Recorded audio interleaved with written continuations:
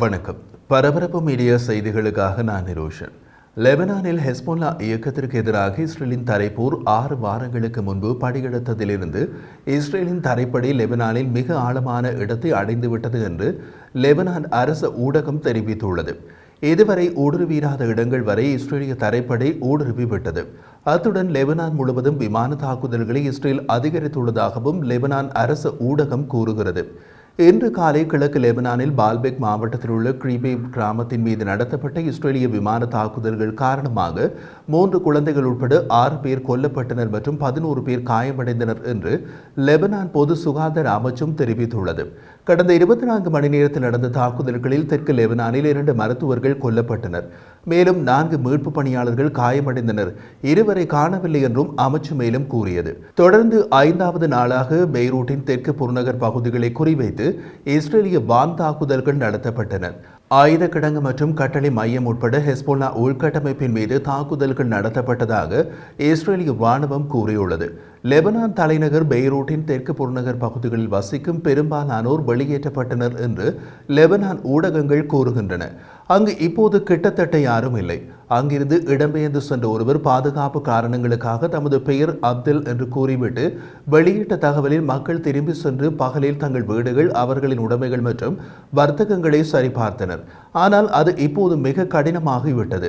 காரணம், இப்போது பகல் நேரங்களில் அங்கு விமான தாக்குதல்கள் நடக்கின்றன என்றார். அவர் வெளியேறிய தினத்தில் ஆரம்ப தாக்குதல்கள் காலை 9 மணிக்கு நடந்ததாக அவர் குறிப்பிட்டார். வெளியேற்ற உத்தரவை தொடர்ந்து பிற்பகலில் மற்றொரு சுற்று தாக்குதல் நடந்தது. மிக குறுகிய காலத்திற்குள் வெளியேறிவிட வேண்டும் என்பதால் இஸ்ரேலிய வெளியேற்ற உத்தரவு வருவதற்கு முன்பே பலர் வெளியேறிவிட்டனர். ஹெஸ்போல்லாவின் கோட்டை என்று அறியப்பட்ட பகுதி இப்போது பாலடைந்த நகரமாக காட்சி அளிக்கிறது என்று அவர் தெரிவித்தார். லெபனானின் தெற்கு நகரமான டயர் மீது மற்றும் ஒரு பெரிய தாக்குதல் அலை இருந்தது. அந்த விமான தாக்குதல்கள் டயர் நகரத்தை சுற்றியுள்ள கிராமங்களிலும் கூட நடந்தது.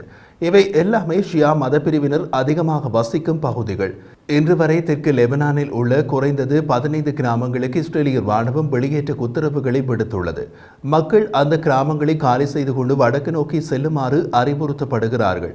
ஈரானிய ஆதரவு ஆயுத குழுவான ஹெஸ்போல்லா நேற்று சனிக்கிழமை பிற்பகல் வரை இஸ்ரேலை நோக்கி ஏறக்குறைய 65 ஏவுகணைகள் ஏவியதாக இஸ்ரேலிய ராணுவம் தெரிவித்துள்ளது. தெற்கு லெபனானில் நடந்த போரின் போது ஒரு சிப்பாய் கொல்லப்பட்டதாக இஸ்ரேலிய ராணுவம் மேலும் கூறியது. இஸ்ரேலிய நகரமான ஹைஃபாவின் தெற்கே உள்ள கடலோர நகரமான அட்லிட் அருகே இஸ்ரேலிய கடற்படை தளத்தின் மீது தொடர்ச்சியான ஆளற்ற விமான தாக்குதல்களை நடத்தியதாக ஹெஸ்போல்லா கூறியுள்ளது. அபிவீம் குடியேற்றத்தில் உள்ள ஒரு ராணுவ சோதனை சாவடிக்கு அருகில் இஸ்ரேலிய ராணுவ படைகளின் கூட்டத்தை நோக்கி அவர்களின் இலக்குகளை துல்லியமாக தாக்கியதாக ஹெஸ்போல்லா ஆளற்ற விமானங்களின் படைப்பிரிவு ஒரு அறிக்கையில் தெரிவித்துள்ளது. காசா போருக்கு இணையாக ஹெஸ்போல்லாவுடன் கிட்டத்தட்ட ஒரு வருட எல்லை தாண்டிய விரோத போக்குக்கு பின்னர் செப்டம்பர் பிற்பகுதியில் இஸ்ரேல் தரைவழி தாக்குதலை தொடங்கியது மற்றும் லெபனான் மீது விமான தாக்குதல்களை அதிகரித்தது. வடக்கில் இருந்து இடம்பெயர்ந்த இஸ்ரேலியர்கள் திரும்பி வரும் வரை லெபனான் மீது ராணுவம் தொடர்ந்து தாக்குதல் நடத்தும் என்று இஸ்ரேலிய ராணுவத்தின் தலைமை அதிகாரி ஹெர்சி ஹெலேவி தெரிவித்தார். லெபனான் பல பகுதிகளிலும் விமான தாக்குதல்கள் நடத்தப்படும் போது பல நடைமுறைகள் பின்பற்றப்படுவதாக IDF அதிகாரி ஒருவர் விளக்கியுள்ளார். ஹெஸ்போல்லா இலக்குகளுக்கு எதிரான விமான தாக்குதல்களுக்கு ஒரு கட்டடத்தை அங்கீகரிக்கும் முன் இஸ்ரேலிய விமானப்படை கடந்து செல்லும் செயல்முறையை அவர் விளக்கினார். பெய்ரூட்டில் கட்டடங்களை தாக்கும் முன் IDF அடையாளம் கண்டு பகுப்பாய்வு செய்து ஒப்புதல் அளித்து இறுதியில் கட்டடத்தின் மீது தாக்குதலை மேற்கொள்கிறது. எனவே அவை சுற்றியுள்ள பொதுமக்களின் கட்டமைப்புகளை சேதப்படுத்தாது. எங்களின் 2 முக்கியமான குறிக்கோள்கள் துல்லியமான ஏவுகணைகளை ஏவுவதன் மூலம் ஹெஸ்போல்லாவின் திறன்களை சேதப்படுத்துவது மற்றும் அதன் ஆயுத கிடங்குகளை சிதைப்பது.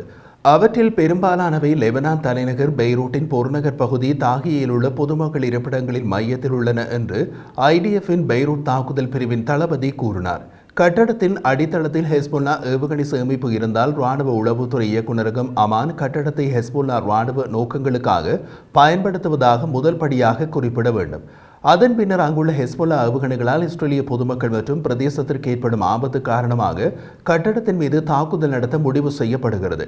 அடுத்த கட்டமாக ஜெட் விமானம் கட்டடத்தின் மீது வெடிகுண்டுகளை வீச வேண்டும் என்று முடிவு செய்யப்பட வேண்டும். பெய்ரூட்டில் நாம் தரை தாக்குதல்களை நடத்துவதில்லை என்பதால் விமான தாக்குதல் மட்டுமே ஒரே தேர்வு. அதே நேரத்தில் ஜெட் விமானம் வானத்திலிருந்து ஒரு குண்டை கிட்டத்தட்ட வீசினால் அது சுற்றியுள்ள பகுதியின் குறிப்பிடத்தக்க பகுதிகளை சேதப்படுத்தும். அது ஒரு ஜன்னல், கூரை அல்லது அடுத்த வளாக தோட்டத்தில் போய் விழ முடியும். இது இலக்கு கட்டடத்தில் விரும்பிய இடிப்பை அடைய முடியாது. இதை தடுப்பதற்கான செயல்முறை மிகவும் சிக்கலானது என்று அவர் கூறுகிறார். முதலாவதாக ஐடிஎஃபின் ஆயுத களஞ்சியத்தை நன்கு அறிந்த சிறப்பு அதிகாரிகள் குறிப்பிட்ட சில வான்குண்டுகள் அல்லது ஏவுகணைகளை செயல்பாட்டிற்கு பொருத்தி நிலைமைகளை பகுப்பாய்வு செய்வார்கள். ஒரு கணம் சிந்தியுங்கள். வெளிப்புறமாக ஒரே மாதிரியாக தோன்றினாலும் பல கட்டடங்களில் உள்கட்டுமானங்கள் மாறுபடும். அவை ஒரே தொகுதியில் இருந்தாலும் உள்ளமைப்பு மாறுபடும் என்று அதிகாரி விளக்கினார். இந்த மாறுபட்ட உள்கட்டமைப்புகள் சில வெடிப்பொருட்களின் எதிர்பார்க்கப்படும் செயல்திறனை மாற்றுகின்றன. இதனால் விமானத்தின் வேகம் மற்றும் தாக்குதலின் நேரம் போன்ற பிற காரணிகளை முடிவு செய்வதற்கு முன் ஒவ்வொரு உள்கட்டமைப்புகளுக்கும் பொருத்தமான ஆயுதம் தேர்ந்தெடுக்கப்பட வேண்டும். வெற்றிகரமான கட்டட இடிப்பு தாக்குதல்களுக்கு எவ்வளவு ஆழம் வரை இடிப்பு இருக்க வேண்டும் என்று கணிப்பிட வேண்டும். அதன் பின்னரே என்ன ரக வான்குண்டு பயன்படுத்தப்பட வேண்டும் என்று முடிவாகிறது.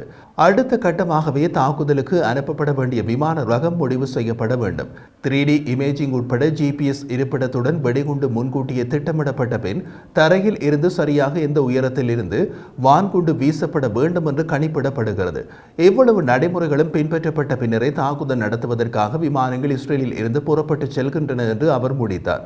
இந்த நடைமுறைக்கு எடுக்கும் கால அவகாசம் எவ்வளவு என்று கேட்டபோது குறைந்தபட்சம் 2 நாட்களில் இருந்து கடினமான இலக்குகளுக்கு 1 வாரம் வரை திட்டமிடலுக்கான கால அவகாசம் எடுக்கும் என்று கூறினார்.